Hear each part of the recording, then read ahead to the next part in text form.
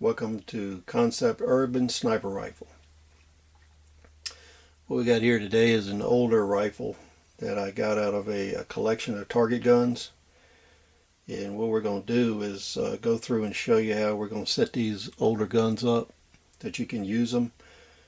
Asymmetrical warfare, survival situations, prepping is all about using what you have at hand. So what we're going to do is look at some of these older weapons and calibers that may not be too common, and we'll show you sources, ammunition, mounts, how to take a look at these rifles, see what the issues are, and get them back into shape that you can use them for hunting, survival purposes, urban sniping, whatever it is that you need to use them for. This first gun is a Sako L461. It is chambered for an obsolete round, the 222 Remington Magnum. When the 223 Remington came out and was standardized as a military round, it pretty much eclipsed the 222 Remington Magnum. The 222 Remington Magnum was actually a superior cartridge. It had about an extra 50-yard range against woodchucks. When you look at this, the cartridge, the neck was longer on the cartridge, which made it much more stable and easier to reload.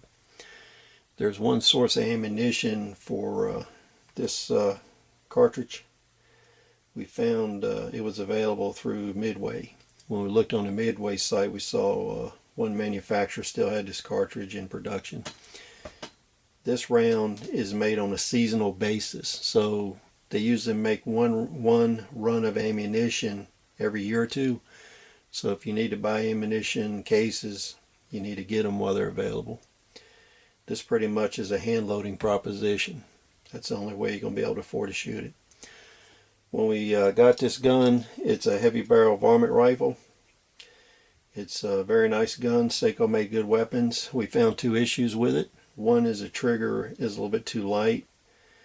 It's very difficult to get your finger on the trigger without jarring it off. So we're going to address that when we work on the gun.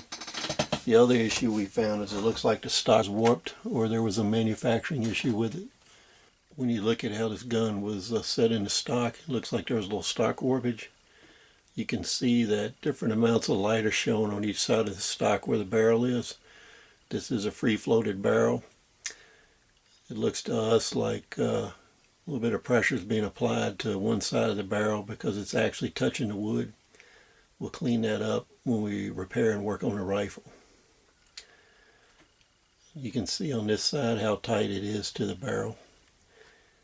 It's actually touching and it's scored the metal a little bit. On this side you can see how much slop there is. We'll repair this and if necessary glass bed the gun to take care of it. When you're looking at these used guns, stuff like this is not very hard to overcome. It takes a little bit of work, but it's well within everybody's skill level. Now, with a lot of these older guns, especially Sakos are very nice guns. They had a proprietary scope mounting system that worked on a principle of wedges. Their mounts are difficult to find now because this gun was made in the 60s and 70s, the different versions of it. And Weaver does make a set of mounts. So what we're going to do is give you a close-up of what this looks like.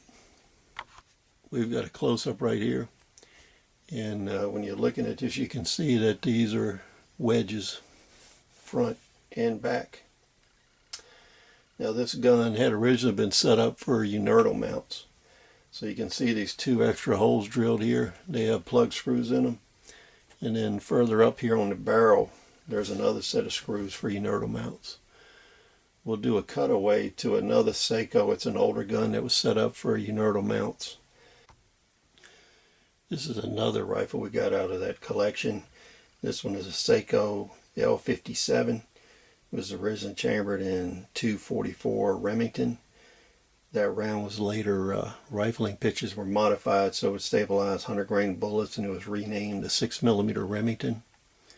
So you know the 244 Remington and the 6mm Remington are the same cartridge with different rifling twists. 243 Winchester is a different round that's not interchangeable. This one we show has the Unerdal sight blocks on it. This is the rear version, and this is the front version of the Unerdal scope mounts. What we'll do for this gun, we will procure a Unerdal scope mounted on it, and we'll do some shooting experiments with it in a later video for our urban sniping series. But this just shows you how the Unerdal mounts are set up and how they look. These were 3/8 inch mounts, so you can see how they fit on here. The previous 222 Magnum rifle, these were removed by the previous owner and probably transferred to this rifle or another one. So in a future video we'll show you how the Unerdal mount scopes fit and operate. What we're going to do here is utilize these original wedge mounts, and we're going to put some Weaver bases on them. Weaver made a series of bases for these guns. We found these on the used market on Gunbroker. This gives you a really good view. In here you can see these extra screw holes that were set in here for the Unerdal mounts. In here you can see where they utilized some Weaver mounts before, because where the set screw is, you can see the discoloration here. You can use filler screws in these older tap holes, and that way you can preserve them. If you ever want to use a Unerdal on it, you can still do that. Now the difference between the Unerdal scopes and more modern ones is the Unerdal scopes were very precise target and varmint scopes, and they had outside adjustments. So all the adjustments were in the mounts, and the rings were quite large, and that preserved the accuracy of the scopes. Unerdal scopes are very attractive when you can use them. They have superior optics in them. So what we're going to use on this rifle to scope it up is we're going to use conventional Weaver mounts. The first one, top mount base, is a number 66. That's this one here. When you look at the back of this one, you'll see it's got the wedge shape in it, and it's got a set screw mount. This is what we're going to use on the front portion of the receiver ring.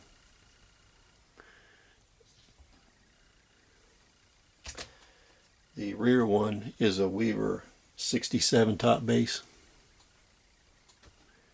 This is the top of it with a set screw, and this shows the wedge surface in it. Fits in the back.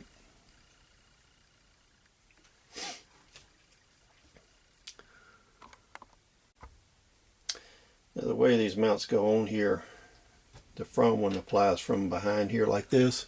So you insert it like this, you slip it forward till you start feeling resistance. Then what you're going to do is take a block of wood, put it here, and take a hammer and tap this till it bottoms out. And that way, the way these wedges work, they actually tighten under recoil. So as you use this gun, it'll actually, these wedge mounts will actually get tighter and tighter. Then the back one goes on from the rear and comes forward. You do the same thing here. You put a piece of wood behind here and you tap it with a mallet to seat these down. Then what you would do is come in here and tighten these screws up. So this kind of gives you an idea what it looks like after the rings are on here.